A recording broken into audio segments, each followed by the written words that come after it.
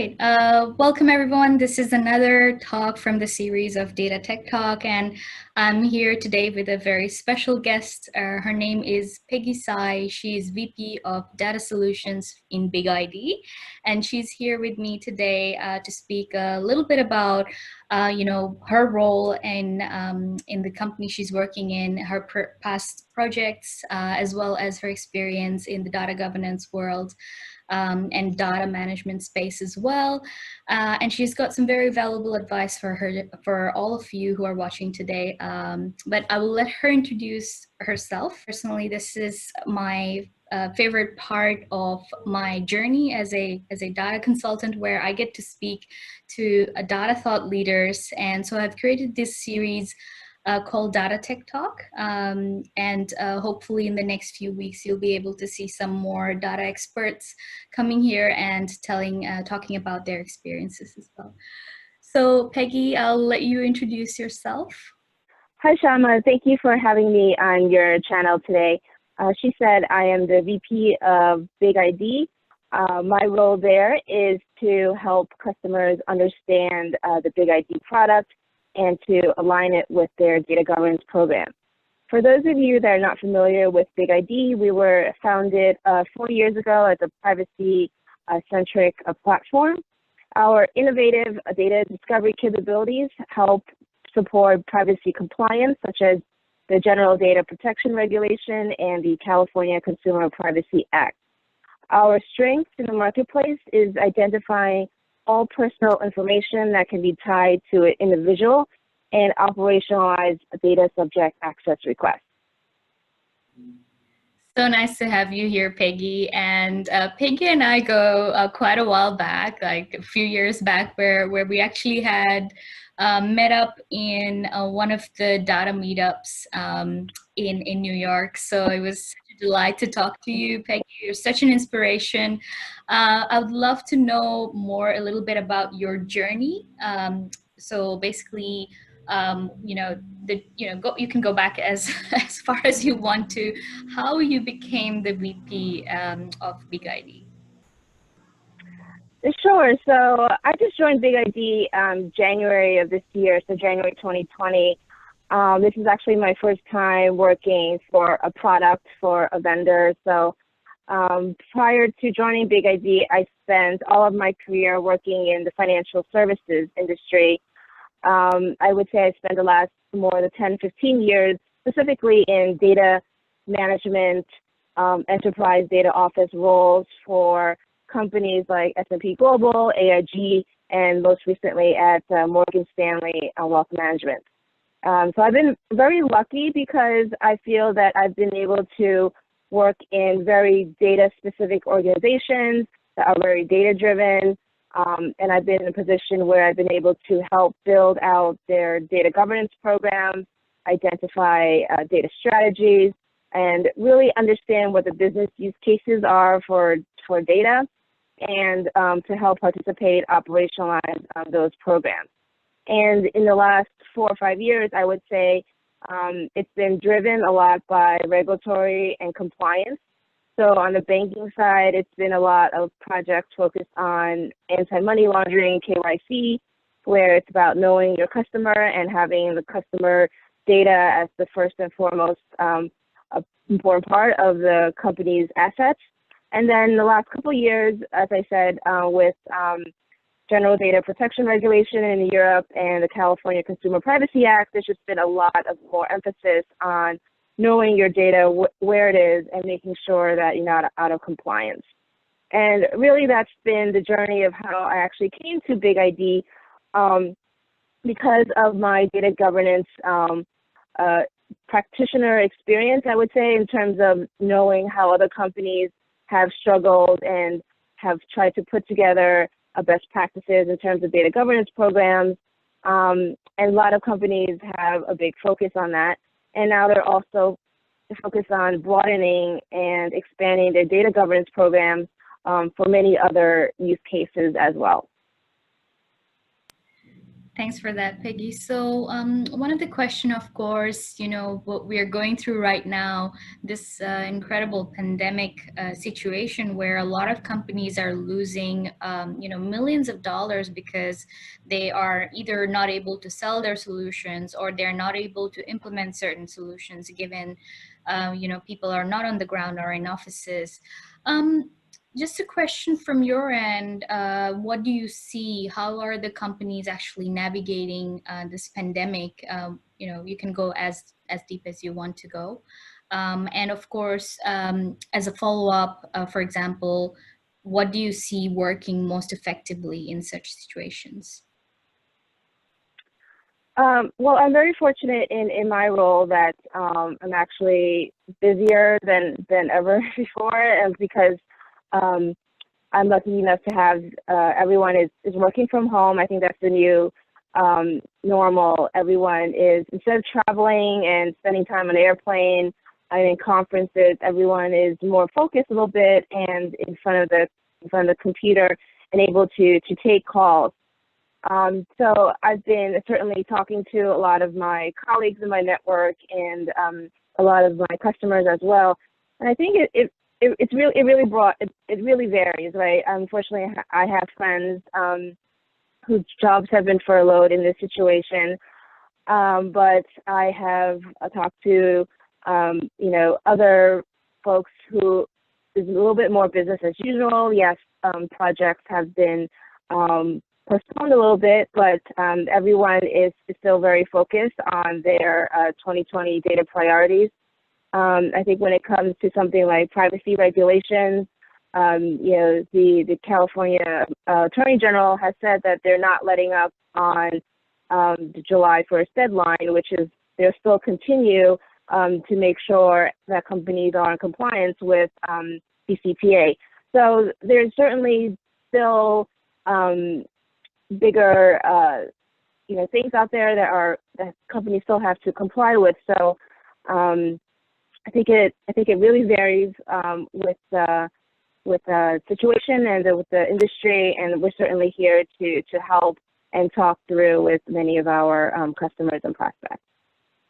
Yeah, no, absolutely. I've seen a lot of companies who are, taking some initiatives also for their own clients. For example, they are, allowing them to postpone certain bookings for this data management space, for example, when it comes to the projects, and also some financial incentives and things like that. So it's really, really good to see. From your personal side, just wondering how you have contributed in a way to the community, to your network during these tough times, and if so, if you have any advice for others who would like to do the same. Sure. So I could mention two things. One, specifically with the COVID-19. I was I think in the very beginning, back in March, April or March, I was just actually very concerned with how the numbers and the statistics around the coronavirus was being reported in the news. From a data and data governance perspective, I had a lot of thoughts on this because there was just, when you think about data governance, you care about data quality, you care about data standards, consistency, and just the language that was being used, the terminology that was used in how the data was being collected. I was a little shocked about it, but, given the fact that obviously this is really the first biggest global pandemic that everyone is living through, I could understand the discrepancies in how terms were being used, how the numbers were actually being collected. And it was not really driven by a single source that was really demanding such a consistency. So I actually did write an article about, the need for data governance.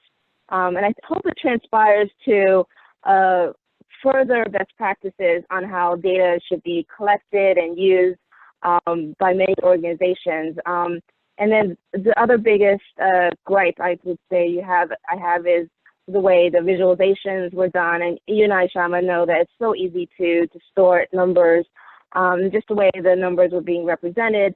I just hope that more of the data professionals can bring more of their expertise when it comes to data to things like the health and pandemic crisis. And then on a personal level, as you said, what I've been trying to do as well, I know that, again, we're all working virtually, and it's a little hard sometimes to stay connected, to help others that may not, that may have been affected by this pandemic. So what I actually did a couple of weeks ago was post on my LinkedIn an opportunity for anyone in my network to reach out if they had a question or they wanted a recommendation from me, or if they just wanted to talk about their job searching situation. So actually, since then, I had about a dozen phone calls, and you know, I'm always thinking about helping out, reaching back, and I think it's more important than ever to really build a community, especially among us data professionals, to really help each other, because I think that's what we're here for, and we're all promoting the same values, whether it's regards to the pandemic or professionally. I think we all want to continue to help and support each other. Yeah, no, absolutely. You're correct, and it's incredible how some of the individuals, and even in my own network and the data governance and data intelligence space, they're coming forward. They're actually offering similar things, it's really inspiring. You talked about your article, and I would love to have a link to the article so that I can post it to my network as well. I'd Sure. love to read it. I'm sorry I missed it, but. On top of it, you know, if you have any advice for people who have been furloughed, who have been, you know, affected by this pandemic in terms of their career, you know, please let us know as well for those who are watching. Sure. So I would say the biggest thing is to, one, continue reaching out to your network, continue talking to people. I think you'll learn a lot from the process, and also might give you ideas on projects that you can be working on independently, or other avenues of job search that you can be pursuing. And secondly, really take advantage of this time. Again, we're all home, we're all locked down for the most part. And you know, there's a wealth of information online in terms of webinars, in terms of classes. There's plenty of meetups that are going on virtually. There's just a lot of opportunity virtually to expand and grow your skill set, and to learn more about other things that you may have not had time to do before, right? So really take advantage of the time, and again, know that it's only temporary, and you know, the more you can do for yourself educationally will only help you once things get back to a new state of normal. Awesome. Thanks for that, Peggy. So before I end, one last question. I should have asked this before, but you know, what kind of trends are you seeing in your professional space? So whether it's privacy, or whether it's data governance, data management space. Yeah, so I think there's a lot of trends. I think depending on who you talk to, they will say different answers, and I've been noticing that as well. If I'm talking to more of the analytical focus, who I would consider more on the mature side of the data maturity scale, they're all talking about AI, machine learning, very very sophisticated things in terms of how data and data discovery can really help manage their the distribution of their data in terms of bias. So I think that's very interesting. And then I'm talking to another spectrum of folks who are still just thinking about forming their data governance program, and they're talking to me about data quality, you know, data standards, and how to actually form a program. So I think it really varies. I think a lot of what you hear in the news, people want to talk more about AI and ethics, but the foundational for it is always been what's important to me. Do you have the right data foundation to support things like privacy, to support things like AI? And the answer, depending on the industry and the organization, is yes, but also more often no, right? They're just not ready. They just don't have the right literacy level among the entire organization. They may have it only amongst the data professionals. So it's really about getting everyone, your business partners, your tech partners, and your data peers all on the same page on what the data strategy and data goals are. And that's difficult, and it does take a lot of time. But another big thing that I'm also seeing is migration to the cloud. And I think in terms of organizations that are looking to, save money, understand where their duplications in the data are, they want to think and start moving there. There's a lot of opportunities that can be had with having the data in the cloud, but for me, mostly coming from the financial services industry, it's always been this big security concern.